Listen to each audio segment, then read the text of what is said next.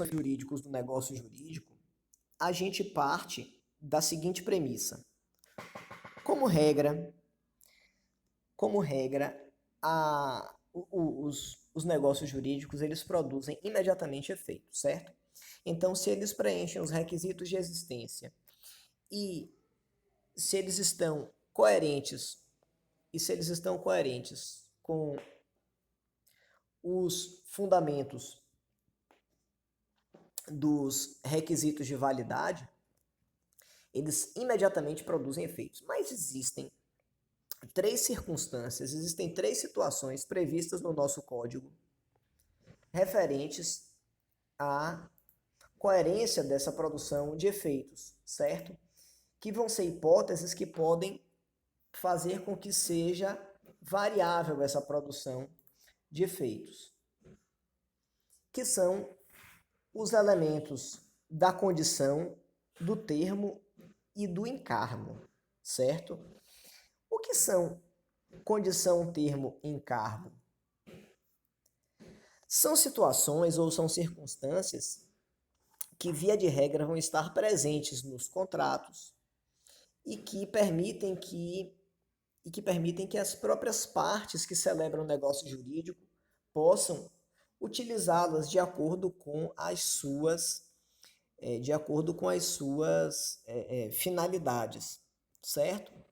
Então, em razão disso, a gente entende que essas hipóteses referentes à condição, ao termo e ao encargo são situações incidentais e que podem estar previstas nos termos de um contrato, mas não existe uma obrigatoriedade para isso, certo?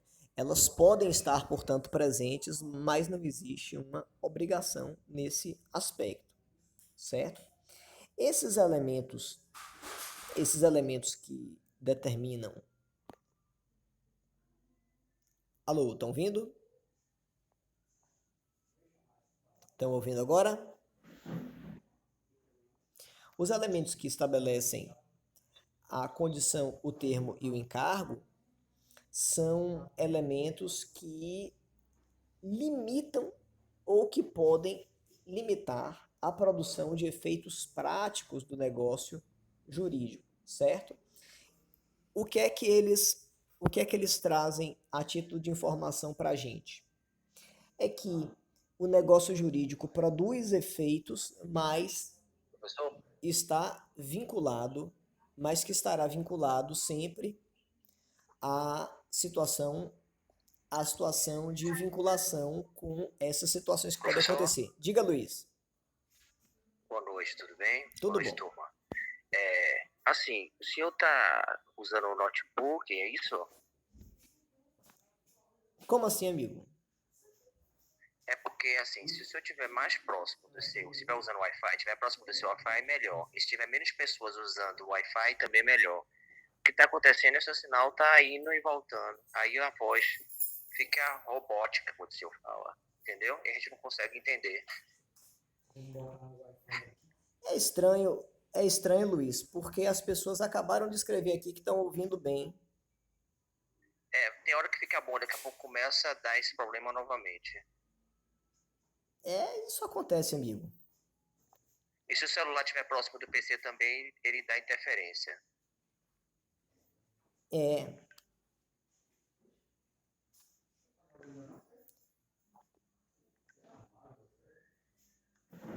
Sim, Luiz, continue, amigo. Não, só foi isso mesmo, só uma observação. Se for ajudar, se estiver mais próximo do Wi-Fi, seria melhor. O notebook estiver próximo do roteador. Na verdade, eu estou bem próximo dele. Entendi. Obrigado, professor. Nada? Desculpa interromper. Tá desculpado. Então, a gente tem algumas hipóteses que estabelecem de que maneira a condição, o termo e o encargo podem promover a variação do negócio jurídico no que se refere à possibilidade de se ter o reconhecimento da manifestação do negócio, certo? De que é que se trata a hipótese da condição? A condição sempre vai estar atrelada a um acontecimento futuro e incerto, certo? Esse acontecimento futuro incerto, ele traz para a gente a ideia de que determinada situação, determinada circunstância referente ao negócio jurídico vai ser atrelado ou vai ser vinculado a uma situação futura, ou seja, uma situação que acontecerá em um momento futuro, mas que não se tem certeza objetiva da sua materialização. Por exemplo, nós temos o sujeito que está na condição de estudante de direito. E aí, o pai desse sujeito estabelece com ele um contrato de doação. E a doação pode estar pode ser classificada como um contrato. Só tem que o pai coloca uma condição, como uma cláusula para a produção de efeitos jurídicos e diz o seguinte: eu vou lhe dar uma sala comercial se você for aprovado na OAB. Perceba que nessa situação a gente está tratando de um acontecimento que é futuro e que é incerto. É futuro porque é um fato que ainda não aconteceu, que ainda não se materializou. E vai ser incerto porque você não tem certeza matemática de que aquela situação vai se materializar, certo? Então, toda vez que você tem um acontecimento futuro e incerto, se está tratando da hipótese de uma condição. Então, a gente sempre pergunta se algo acontecer, aquele negócio jurídico se aperfeiçoará, certo? Então, todas as vezes que nós nos referimos a uma situação que está vinculada a um evento futuro e incerto, ou seja, que para a produção de efeitos jurídicos, eu preciso que uma situação futura se materialize, mas que ela não é objetivamente certa, eu estarei me referindo a uma hipótese condicional. E aí a gente vai chamar de condição. Então, toda vez que a gente fala sobre uma situação em que nós temos um evento que seja futuro e incerto, nós estaremos falando sobre uma manifestação causal, certo? Então, essa condição, ela sempre vai ter por característica vincular a produção de efeitos ao seu acontecimento. Na hipótese de aquela situação específica ocorrer, na hipótese daquela situação específica se materializar, eu vou ter a produção dos efeitos do negócio jurídico. Caso a condição não se aperfeiçoe, ou seja, caso a condição não se materialize, eu não tenho a produção desses efeitos e, portanto, o negócio jurídico fica pendente até que aquilo aconteça. Perceba que a aprovação do sujeito na OAB se refere a um evento futuro incerto, ou seja, não existe nenhuma garantia de que aquilo vá se materializar.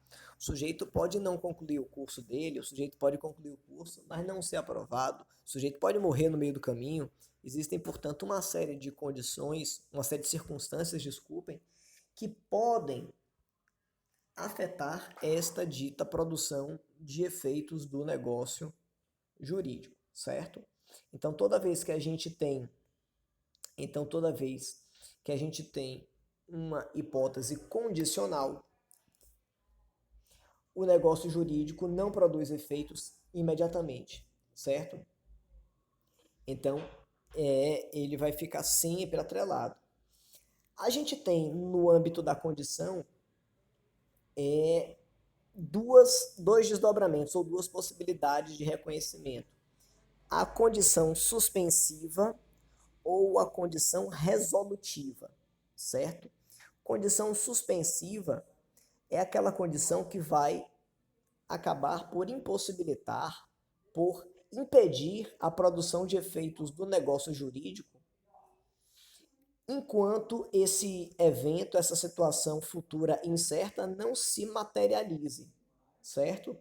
Ou seja, não haverá aquisição do direito antes que se tenha a manifestação dessa hipótese condicional, que foi exatamente o exemplo que nós tratamos do sujeito, que é estudante de direito, e que o pai diz: olha, se você passar na OAB, eu vou lhe dar uma sala comercial. É uma hipótese condicionante, é uma condição suspensiva. Por quê? Porque haverá a impossibilidade da produção de efeitos do negócio jurídico até que este evento futuro aconteça, certo? Com o acontecimento desse evento futuro incerto, aí os efeitos jurídicos passam a se operar. E a gente vai ter a condição resolutiva, que vai ter por característica extinguir o direito após a ocorrência desse dito evento futuro e incerto, certo? Então, na condição resolutiva, você tem a produção de efeitos do negócio jurídico enquanto a situação não se opera, certo? Então, na condição resolutiva, os efeitos são imediatos, mas se uma situação futura incerta acontecer, o sujeito vai ter a retirada ou a finalização da produção de efeitos daquele negócio jurídico. Então, por exemplo, digamos que o pai desse mesmo sujeito diga: olha, eu vou lhe dar uma ajuda financeira enquanto você não passar no exame de ordem. A partir do momento que você for aprovado, eu passaria a não mais lhe ajudar, porque você já tem condição de exercer sua atividade profissional, sua advocacia, independente de qualquer auxílio meu. Nesse exemplo, a produção de efeitos do negócio jurídico se dá em caráter imediato, mas o evento futuro incerto pode afetar a sua produção de efeitos. Beleza? Então, essas são as características pertinentes ao Instituto da Condição, que é uma das hipóteses que pode afetar a produção de efeitos do negócio jurídico. Beleza? Som, como é que está? Me deem um retorno. Estou aqui falando um bocado de coisa sobre condição. Como é que está o som? Tá bem? Tá direitinho?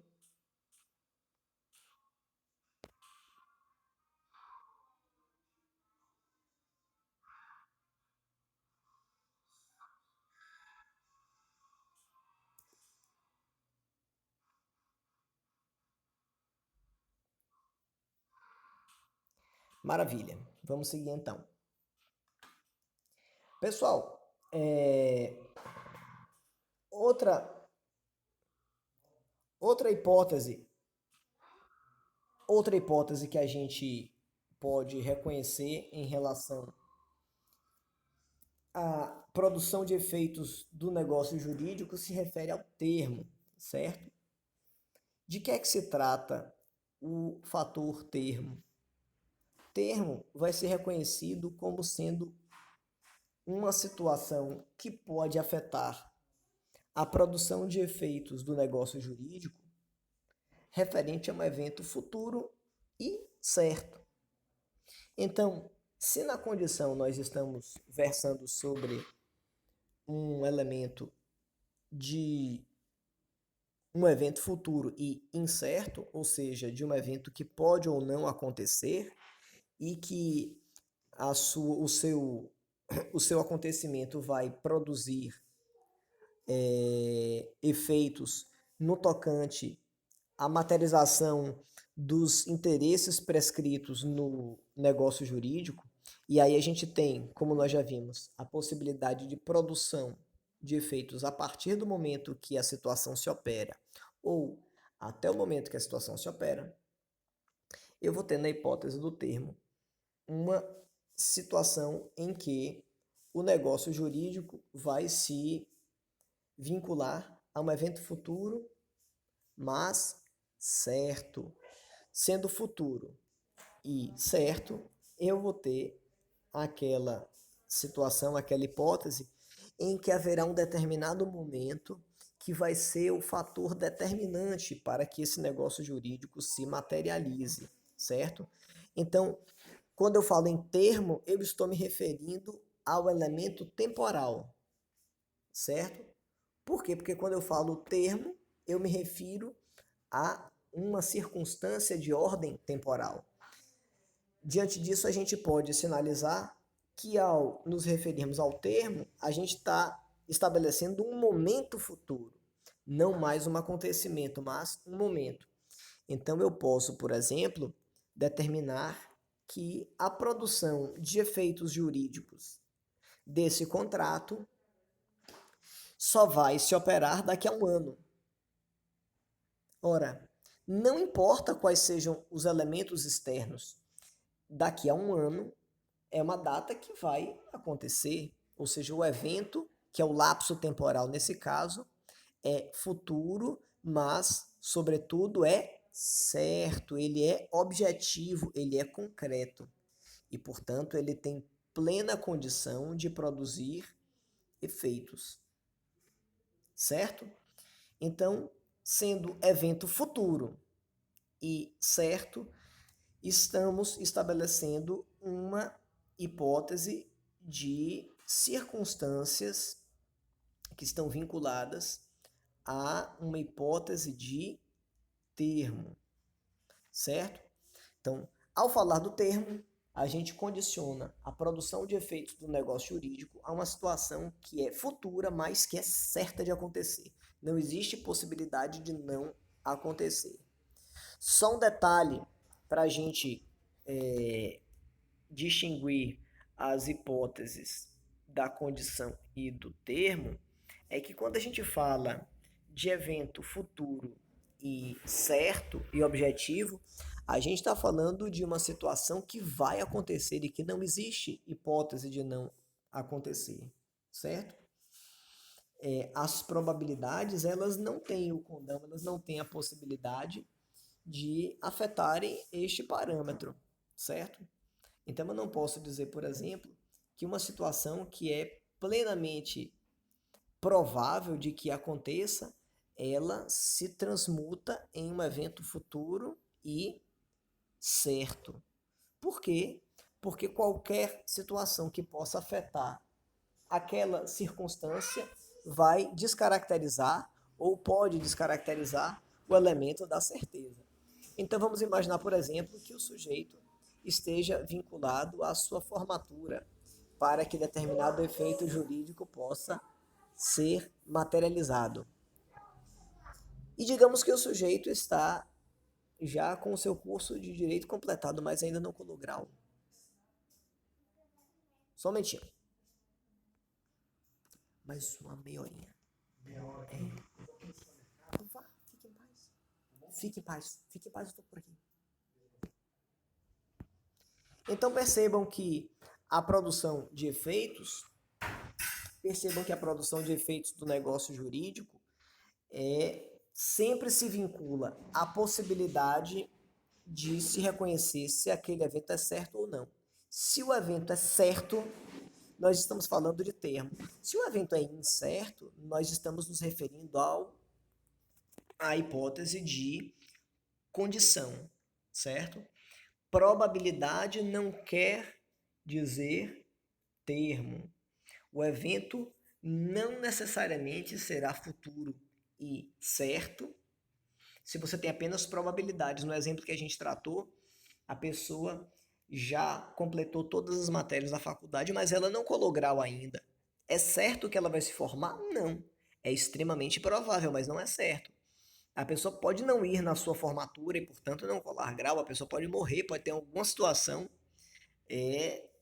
alheia à vontade das partes que possa promover a afetação naquela manifestação de efeitos concretos, certo?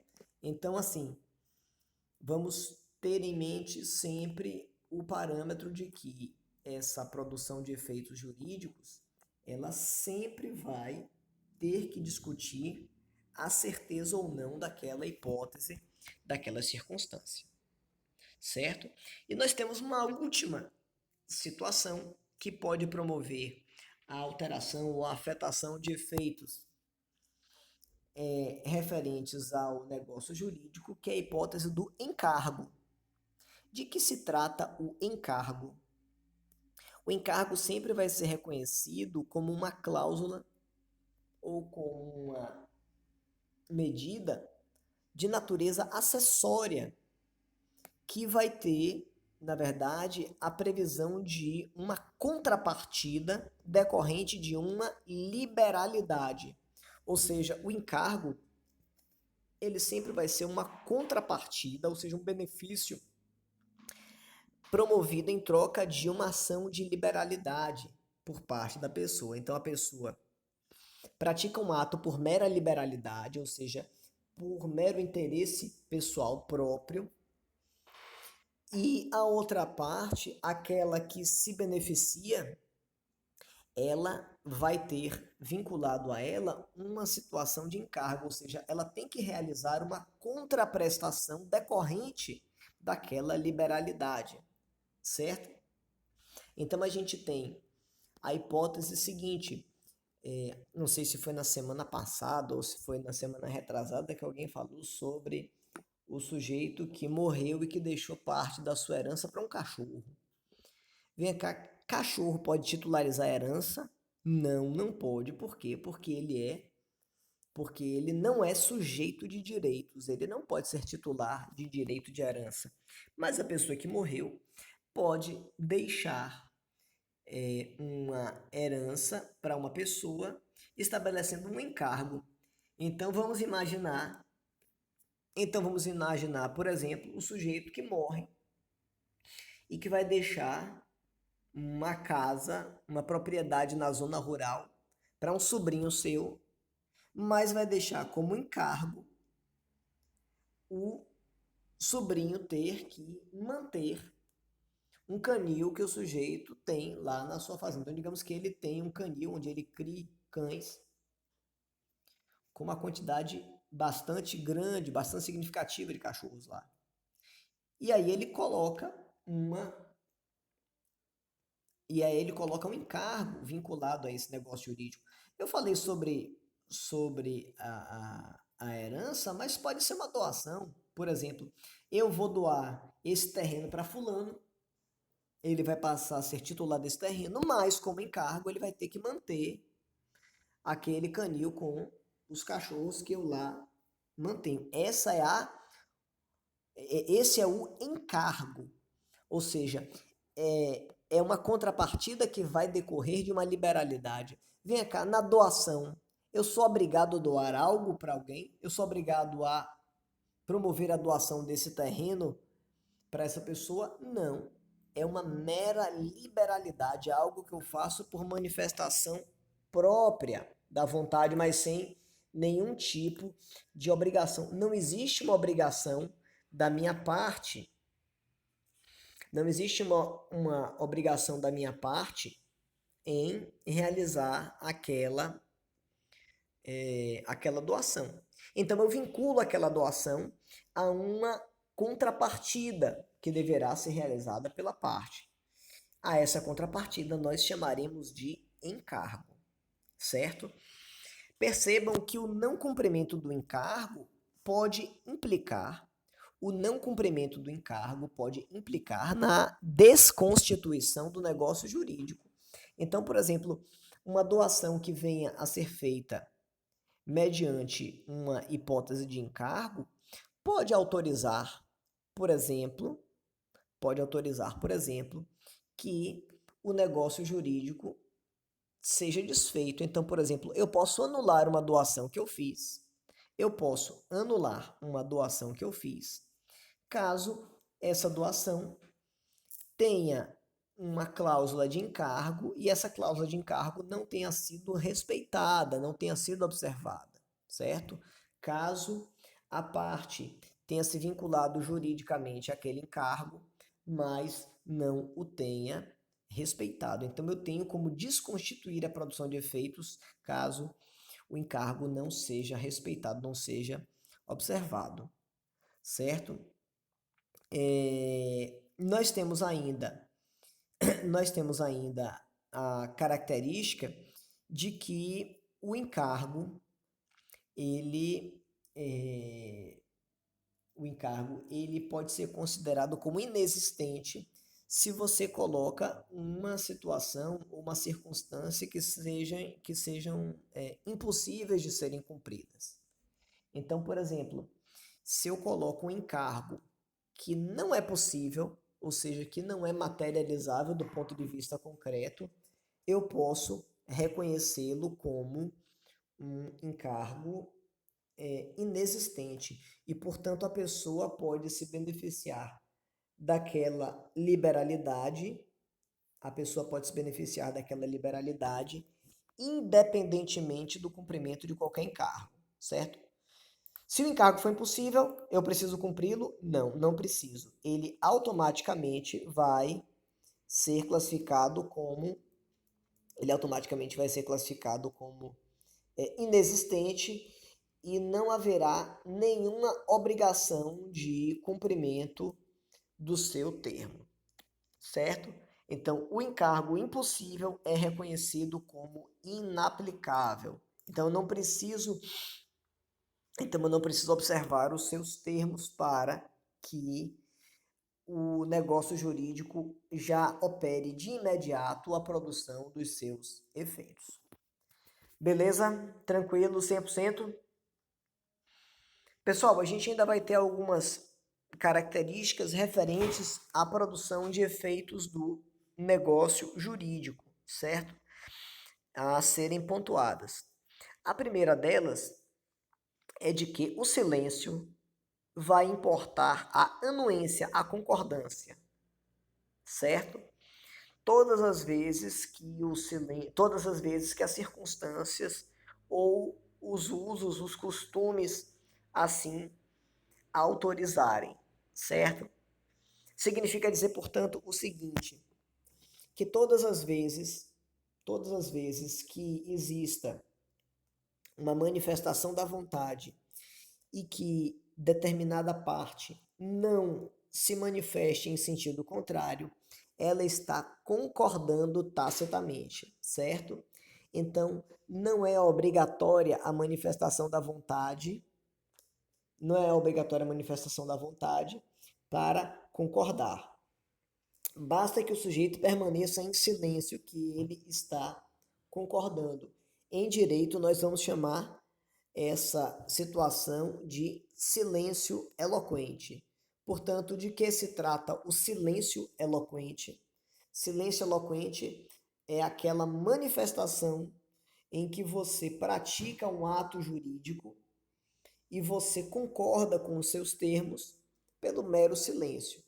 Você vai ver isso de forma muito comum, por exemplo, nas nossas já conhecidas reuniões de condomínio, em que você pede que as pessoas que concordam permaneçam como estão.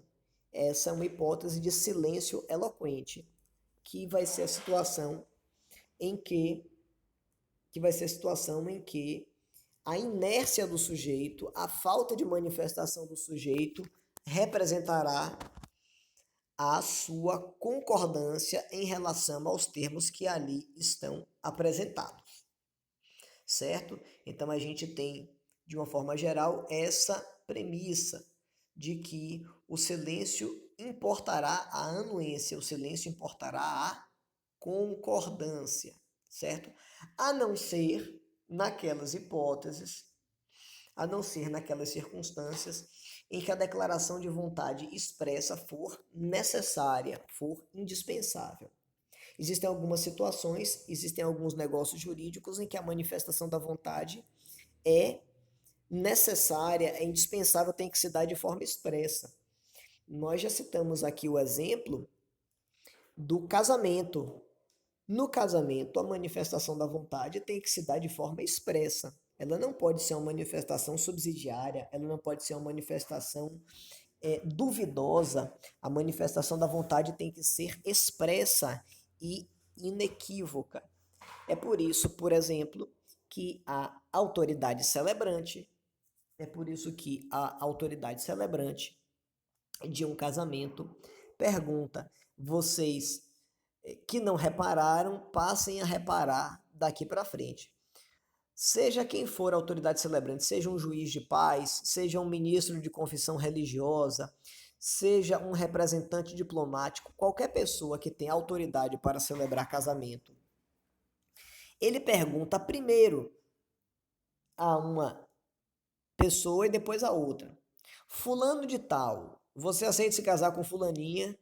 E aí o sujeito expressa a sua vontade. E depois ele pergunta a fulaninha: fulaninha, você aceita se casar com seu fulano? Perceba que nesse caso, o silêncio não faz pressupor a concordância. Por quê? Porque a lei, nesse caso o Código Civil, determina expressamente que a manifestação da vontade tem que se dar de forma indiscutível, expressa, inequívoca, certo? Então, se a autoridade celebrante pergunta a um ou a outro se desejam se casar e elas ficam em silêncio, ele não pressupõe que haja concordância. Da mesma maneira que as perguntas são feitas individualmente, ele não pergunta genericamente: vocês concordam em se casar? Não, ele pergunta a um e a outro. Por quê? Porque é um negócio jurídico que tem caráter solene e, portanto, parte-se do pressuposto de que a manifestação expressa da vontade é condição indispensável, certo? Mas, fora as hipóteses em que a manifestação da vontade não precisa ser, desculpe, fora as hipóteses em que a manifestação da vontade tem que ser expressa, o silêncio, como regra, representa a concordância. Quem fica quieto e não fala nada, no final das contas está concordando. Beleza? Tranquilos? Além disso, na produção de efeitos do negócio jurídico, nós reconhecemos sempre que as declarações de vontade, as declarações de vontade deverão atender preponderantemente à intenção que está vinculada a elas, do que ao sentido literal da linguagem. O que é que isso quer dizer? É que eu preciso me ater, eu preciso observar, acima daquilo que expressamente está escrito, de que forma aquela vontade está sendo manifestada. Ou seja, a maneira como a minha vontade vai atingir os objetivos pretendidos importa mais do que a forma que está escrita. Ou seja, se a minha intenção é produzir determinado efeito jurídico, na forma de aplicar esse negócio jurídico, a minha intenção vale mais do que necessariamente o que está escrito. Eu vou dar um exemplo. Vamos imaginar que seu Zé queira realizar uma doação de um determinado conjunto patrimonial para os seus filhos, certo? Digamos que seu Zé escreva no documento que ele está fazendo a doação em condomínio. A doação em condomínio. Uma doação em condomínio é uma doação compartilhada, em que todas as pessoas que são beneficiárias vão compartilhar aquele bem patrimonial. E digamos que seu Zé escreva: essa doação será compartilhada entre todos os meus filhos. Mariazinha, Aninha, Luizinho e Tiaguinho. Digamos que, na verdade, ele seja pai desses 4 filhos, mas que tenha ainda Pedro, que é filho de seu Zé. Ora, seu Zé disse que a doação seria compartilhada por todos os seus filhos. Mas, na verdade, na hora de redigir, ficou faltando o nome de um.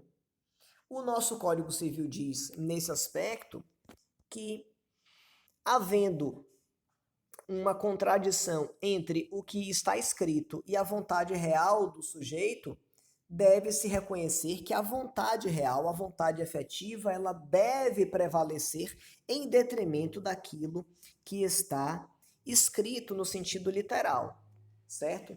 Nesse caso, se deixou claro de que o interesse dele não era de que apenas 4 dos seus 5 filhos fossem beneficiados, mas todos eles, e portanto se deve reconhecer que a vontade de seu Zé vai ser materializada em sentido mais concreto, independente de a literalidade ter se estabelecido em sentido diverso. Por quê? Porque ele falou em apenas 4. Ele tocou no nome de 4 dos filhos, não tocou no quinto nome, embora antes ele tivesse sinalizado que o benefício atingiria a todos, certo?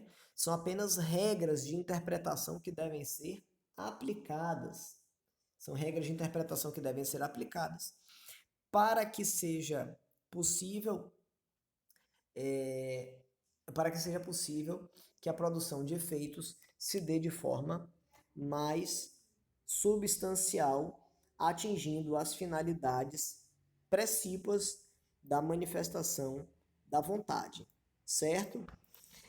Além disso, além disso, no que se refere à produção de efeitos, nós temos o seguinte aspecto. Existem algumas regrinhas de interpretação que devem ser aplicadas na situação concreta que vão estar estabelecidas a partir do artigo 113. Diga, Luiz. Professor? Sim. Ou em outra situação, bem parecida com a que você acabou de dar o exemplo, que é do pai que deixou por escrito, mas a manifestação dele foi vista antes de que ele queria que todos fossem participantes da sua herança.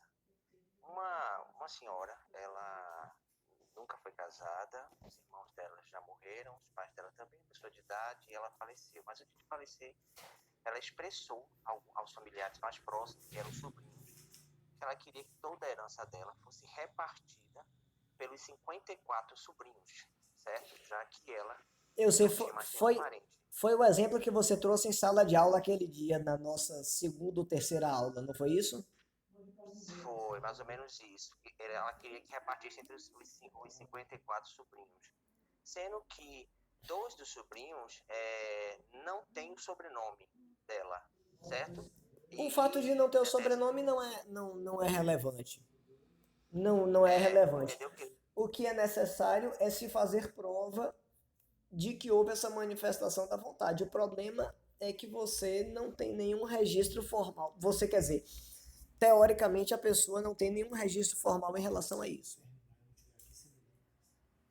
Não existe nenhum registro formal em relação a isso. Entendeu? entendi agora. Mas se houver inclusive as testemunhas, elas podem fazer prova disso, enfim, mas você tem que.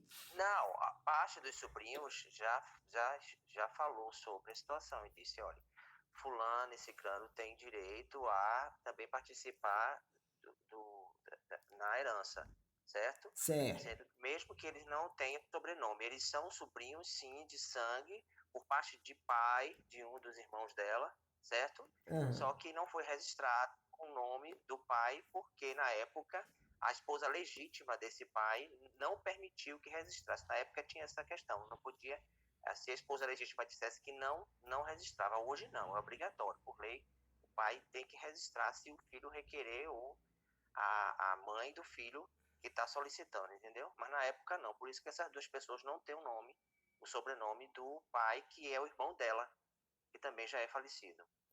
Na verdade, o sobrenome ele não precisa ser do pai e da mãe. Pode ser só do pai, ou Certo. só da mãe, ou de ambos. Não existe uma imposição de que tenha Não, o porque na dos dois. certidão de nascimento não é o nome dele, entendeu?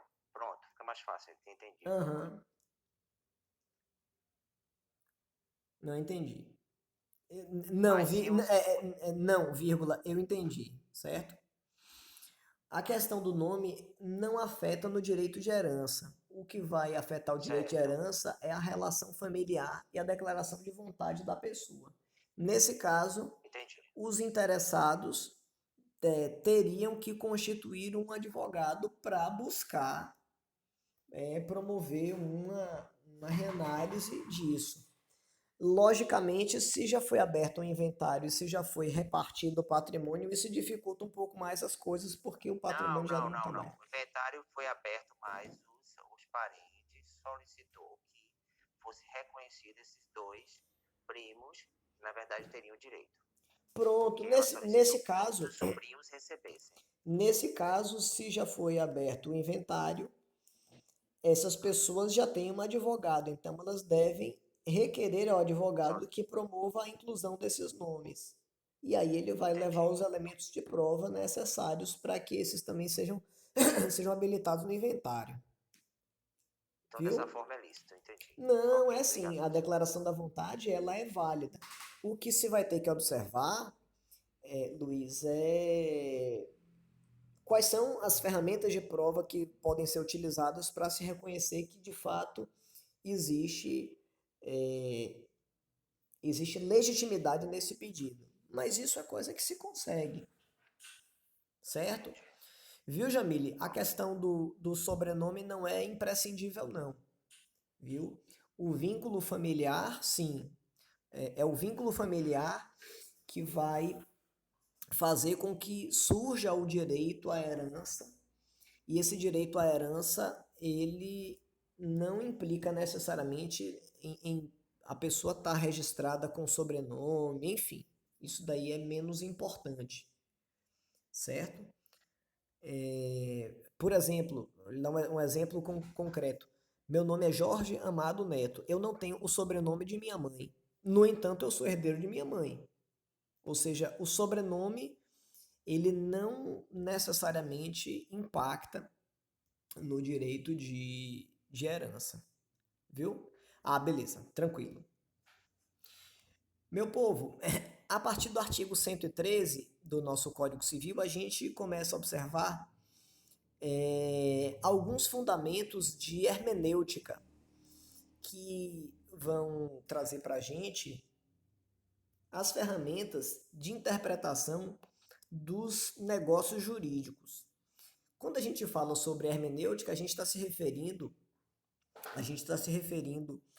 a um elemento jurídico que permite que a gente interprete a aplicação das normas jurídicas de acordo com parâmetros pré-estabelecidos em lei, certo? Então, o artigo 113 do nosso Código Civil vai falar exatamente sobre essa interpretação e dirá o seguinte: os negócios jurídicos devem ser interpretados conforme a boa-fé e os usos do lugar de sua celebração. Primeiro parâmetro: toda vez que se celebrar um negócio jurídico, eu devo interpretá-lo levando em consideração a boa-fé, ou seja, o interesse em atingir objetivos lícitos, fazendo o que é certo, e os usos do lugar de sua celebração. Então a gente questiona o seguinte: como é que geralmente se costumam aplicar os fundamentos daquele negócio jurídico na prática, naquela comunidade? Então, esses parâmetros são absolutamente importantes para a produção de efeitos do negócio jurídico, ou seja, a sua interpretação deve estar vinculada a estes parâmetros, a boa-fé e os usos e costumes do lugar da sua celebração. Beleza? Parágrafo 1º do artigo 113. A interpretação do negócio jurídico deve lhe atribuir o sentido que, ou seja, de que maneira eu devo interpretar um determinado negócio jurídico?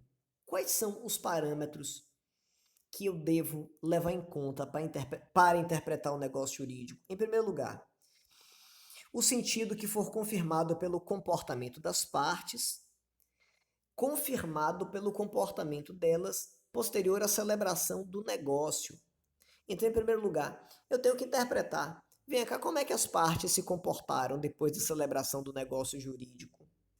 Porque às vezes o comportamento faz com que o negócio jurídico seja convalidado, certo? Por exemplo, nós falamos sobre a coação na aula passada. Estão lembrados da coação? O sujeito que sofre um constrangimento ilegal para praticar um negócio contra a sua vontade? Se o comportamento do sujeito, depois de cessar a coação, for incompatível com o constrangimento, aquele negócio está convalidado. Vamos imaginar, por exemplo, que o sujeito tenha se casado por ameaça. Então, digamos, digamos que nosso amigo Tássio, ele se começa a se engraçar com uma determinada moça e que depois descobre que essa moça é filha de um matador de aluguel.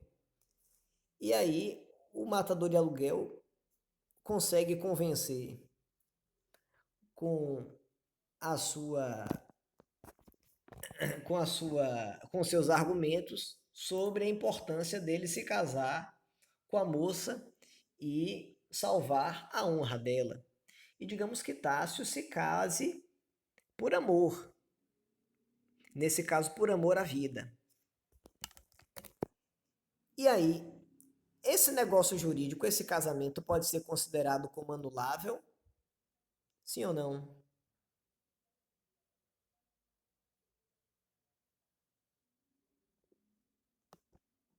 Lógico que sim. Por que é que o negócio jurídico pode ser considerado como anulável? Porque a manifestação da vontade foi viciada. A manifestação da vontade estava atrelada a uma situação que afetou a produção de efeitos do negócio jurídico. Houve um constrangimento ilícito, certo? Mas vem cá, Citácio,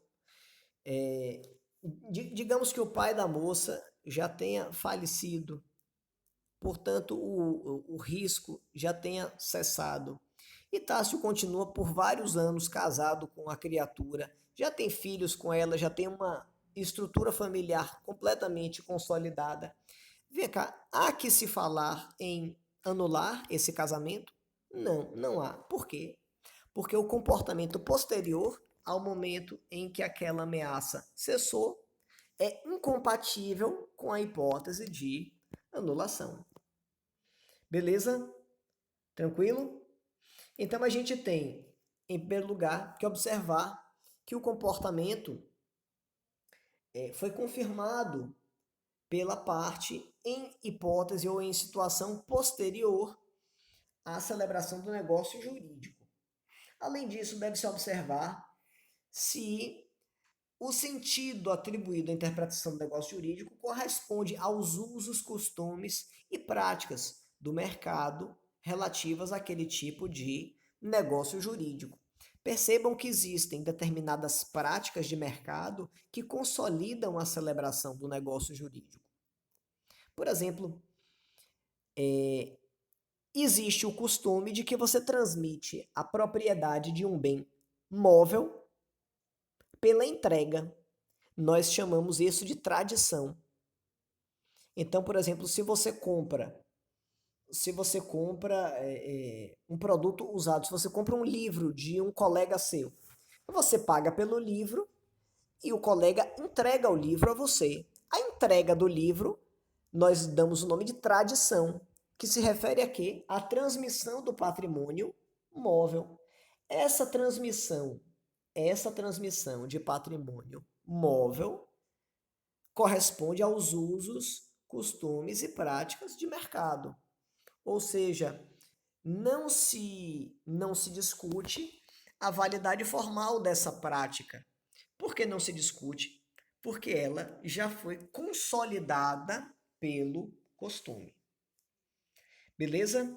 Além disso, quando a interpretação do negócio lhe atribua o sentido que corresponder à boa-fé. Boa-fé é um conceito jurídico que a gente já tratou em outras oportunidades. Agir com boa-fé é agir de acordo com aquilo que é esperado, sendo juridicamente lícito, sendo entendido como aquilo que está compatível com a moral, com os costumes de determinada localidade. Então, agir com boa-fé é agir em conformidade com as declarações de vontade que são manifestadas. Age de boa-fé quem age segundo o que se espera daquela relação contratual. Certo? E, por fim, se for mais benéfico, a parte que não redigiu o dispositivo se identificável. O que é que esse parâmetro do parágrafo do inciso 4 do artigo 113 diz? Toda vez que você for interpretar a aplicação de um determinado negócio jurídico, você deve interpretá-lo de maneira que ele seja benéfico à parte que não redigiu os seus termos. Então, se eu vou firmar um contrato com outra pessoa e fui eu que redigi o contrato e não a outra pessoa, o código estabelece que eu devo interpretá-lo de maneira tal que ele seja mais benéfico para a parte que não redigiu e que, portanto, não teve condição de se manifestar sobre os seus termos. Beleza? E, por fim, corresponder a qual seria a razoável negociação das partes sobre a questão discutida, inferida das demais disposições do negócio e da racionalidade econômica das partes, consideradas as informações disponíveis no momento da sua celebração. O que é que isso quer dizer? É que no momento de você aplicar a interpretação a um determinado negócio jurídico, você deve ponderar, no caso concreto, qual seria uma manifestação ou um posicionamento razoável, ponderado, equidistante entre as partes, de maneira que aquele negócio jurídico seja benéfico para ambas as partes, sem trazer um beneficiamento exagerado para uma parte e um prejuízo à outra parte, certo? Que é a natureza concreta dos negócios jurídicos. Ou seja, a natureza dos negócios jurídicos traz para a gente a premissa de que um bom negócio jurídico é aquele que é positivo para ambas as partes pactuantes. Não é interessante um negócio jurídico que traga apenas benefícios para uma das partes e que seja substancialmente prejudicial às outras partes. Beleza? Além disso, nós vamos ter o parágrafo 2º que vai trazer uma regra generalista referente à possibilidade de interpretações em níveis os mais diversos, que vai dizer o seguinte: olha só, as partes poderão livremente pactuar regras de interpretação, de preenchimento de lacunas e de integração dos negócios jurídicos diversas daquelas previstas em lei. Ora, o que é que o legislador traz para a gente a título dessa informação? Vai trazer para a gente a informação de que todo negócio jurídico ele pode estar vinculado a interpretações que estejam estabelecidas previamente pelas partes. De tal modo, os parâmetros de interpretação podem ser tanto estes prescritos em lei, como as partes podem definir outros que tenham um grau maior, que tenham um grau mais amplo de interpretatividade. E nesse caso, o que é que a gente observará? Nesse caso, a gente observará que os parâmetros de interpretação podem tanto decorrer de lei quanto serem definidos pelas partes. E aí, o que é que a gente vai ter no caso concreto? Eu posso estabelecer qualquer parâmetro de interpretação, desde que ele não contrarie a lei. Beleza? Então, os parâmetros interpretativos podem ser estabelecidos, podem ser estipulados pelas partes, mas não podem de modo algum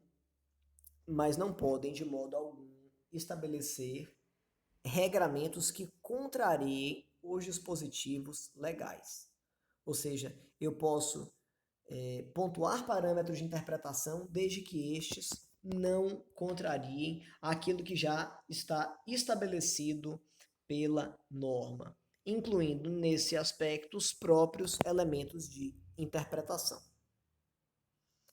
Beleza? Pessoal, além disso, eu quero tratar com vocês a temática da representação. De que se trata a representação? O que é ter representação? O que é representar alguém? Do ponto de vista concreto, o sujeito que exerce a representação é aquele que pode praticar atos jurídicos diretamente ligados à outra parte, como se estivessem agindo em seu lugar, certo? Então, com base nesse parâmetro, com base nessa premissa, a gente pode dizer o seguinte: a pessoa que representa a outra praticará atos jurídicos no lugar ou em nome daquela outra pessoa, certo? E, portanto, o que ela faz é como se a pessoa representada estivesse fazendo, certo? Então, nós vamos ter a representação como um preceito de natureza jurídica. E como é que a gente vai dar materialidade a essa premissa da representação? Através de um instrumento jurídico que nós já conhecemos, que se chama procuração, certo? Essa representação, ela pode decorrer da vontade da parte ou da lei. Então, nós temos, por exemplo, a procuração como uma ferramenta jurídica. Nós temos a procuração como uma ferramenta jurídica que autoriza que alguém pratique um ato em seu lugar, em seu nome, agindo como se fosse você, certo? Quando a pessoa pratica um ato em seu nome, ela age por meio de uma procuração, que nós também chamaremos de mandato. Então, procuração e mandato são sinônimos. Percebam que um político, um parlamentar, ou um prefeito, um governador, vão se manifestar através de mandatos públicos. O que é um mandato público? É uma procuração pública. É uma procuração em nome da coletividade para atuar em seu nome.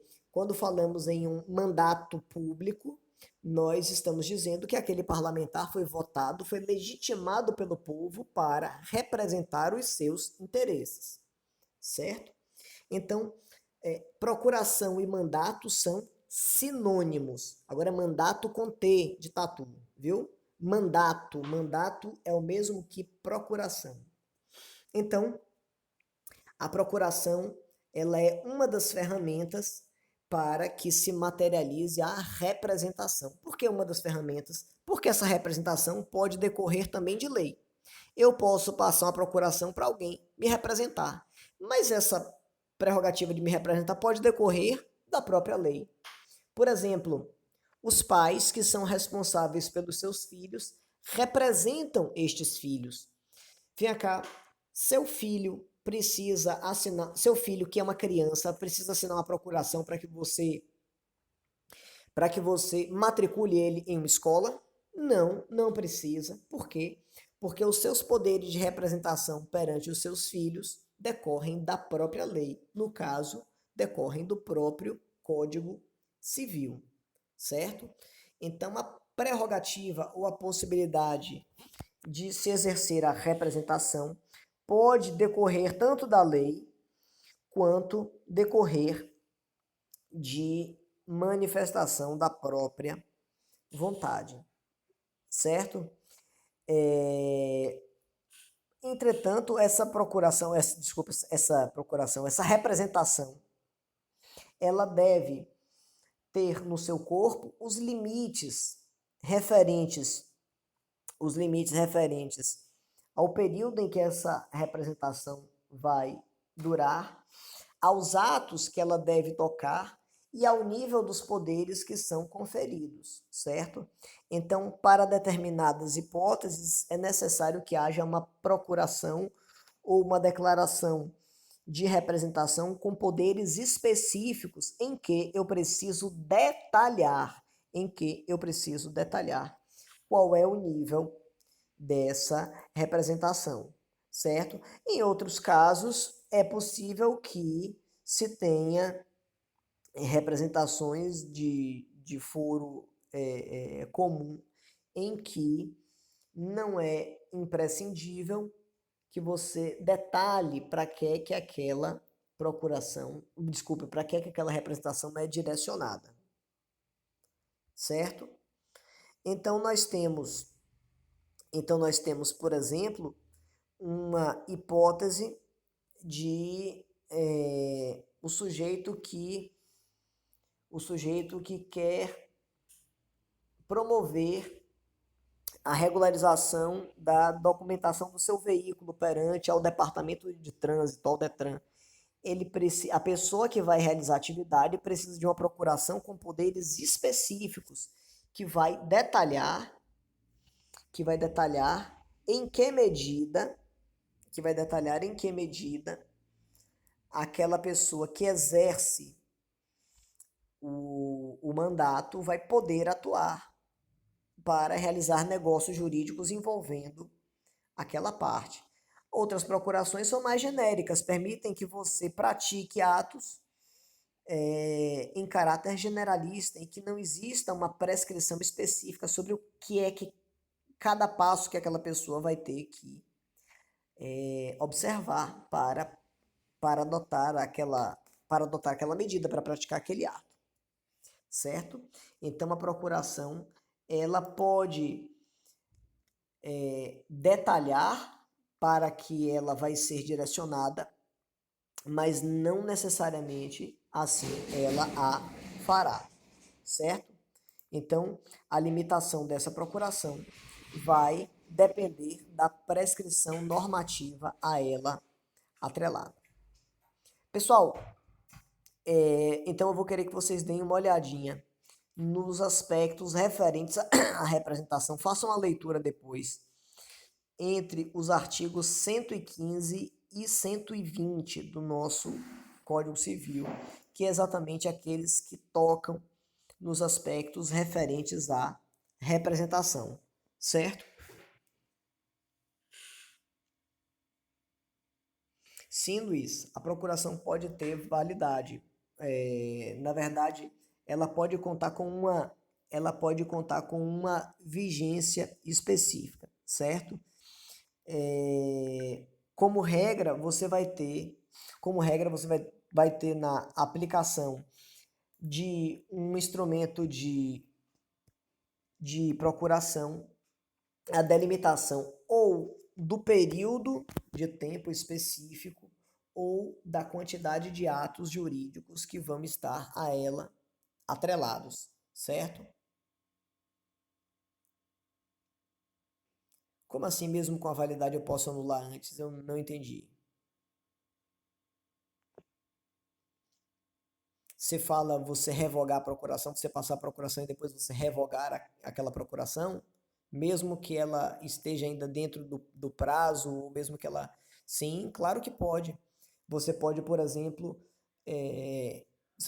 estabelecer uma procuração para um advogado e depois você desistir daquele processo ou escolher um outro advogado e não querer mais aquela representação. Basta que você sinalize que você está suspendendo. A procuração é um ato que permite que alguém pratique o ato por você. Se você não tem mais interesse e que essa representação continue, é prerrogativa absolutamente sua. Isso de uma pessoa para outra, exatamente. Você pode, sem problema algum. Você vai notificar aquela pessoa que te representa de que ela não tem mais poderes e a partir daquele momento qualquer ato que aquela pessoa pratique em seu nome é passível de anulação, porque você já declarou que está suspendendo os efeitos práticos.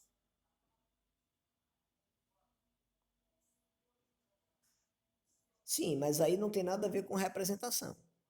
Aí vai variar de acordo com o que você combinou com seu advogado na época que você firmou o contrato com ele, certo? Mas isso não autoriza, por exemplo, que ele continue te representando ou que ele continue praticando atos à revelia da sua, à revelia da sua vontade.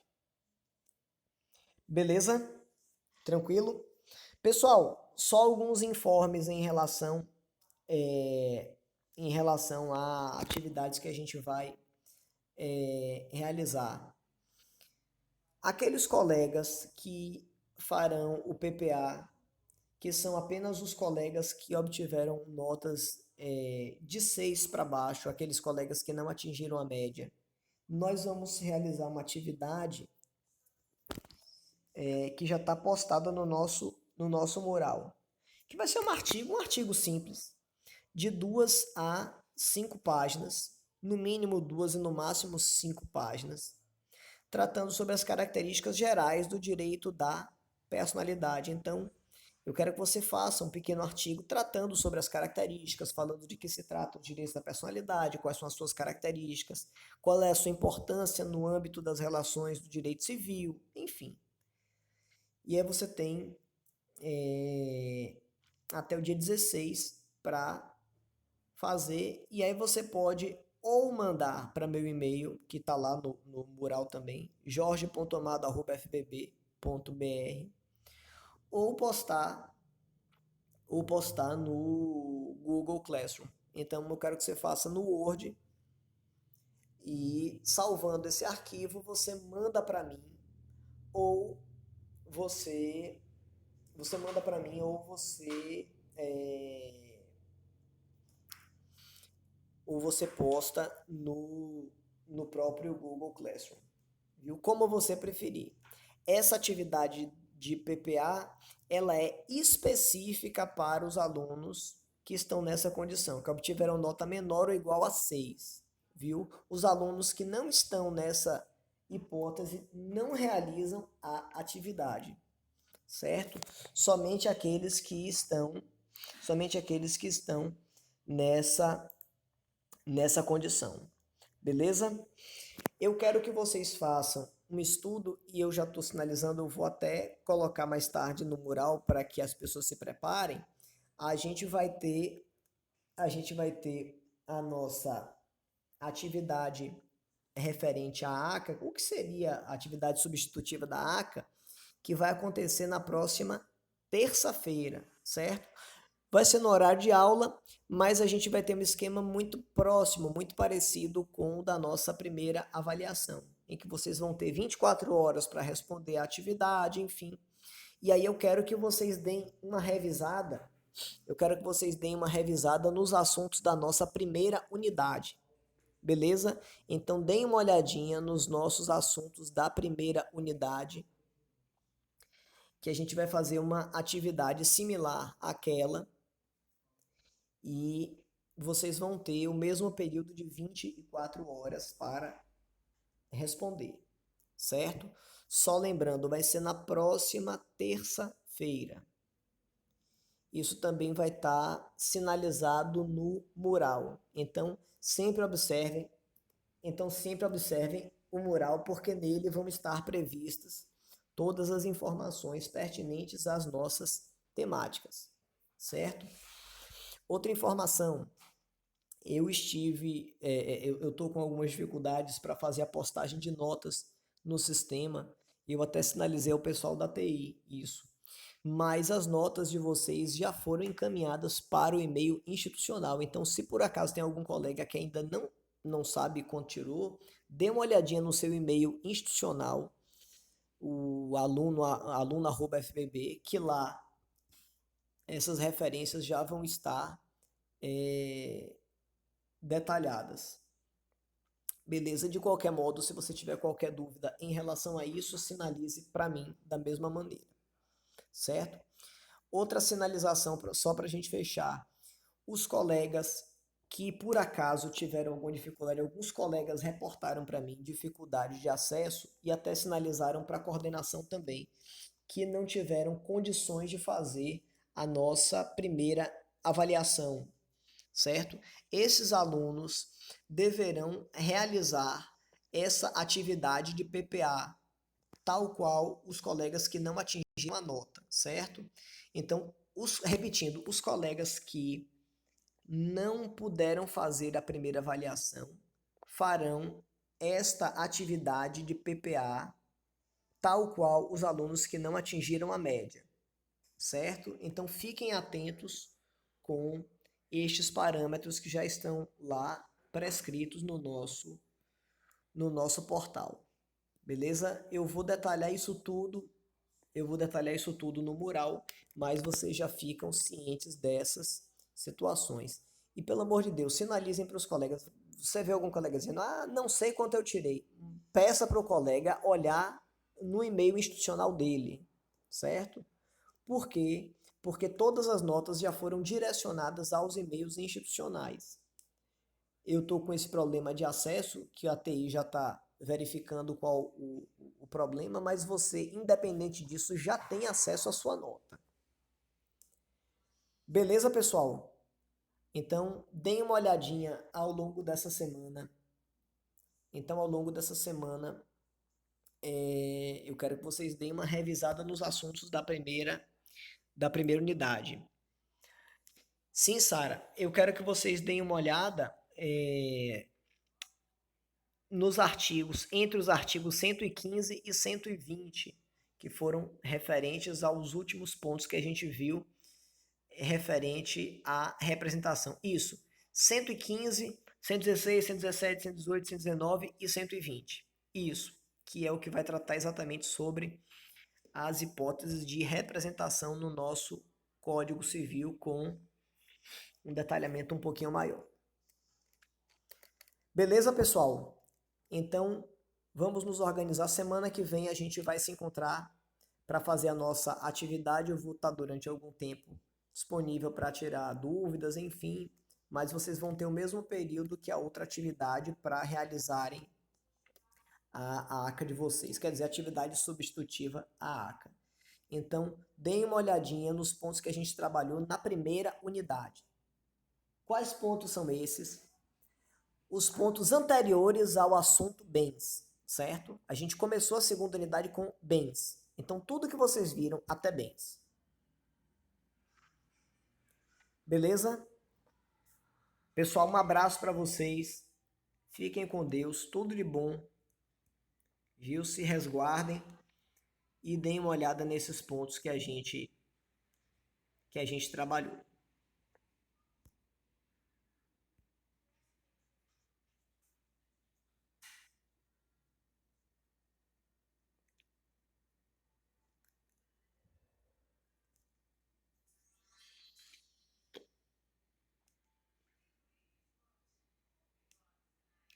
Aqui. Meu querido, terminei aqui, viu? Terminei.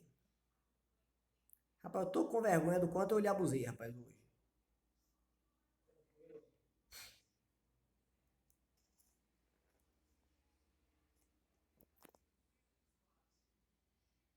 Deixa só aqui.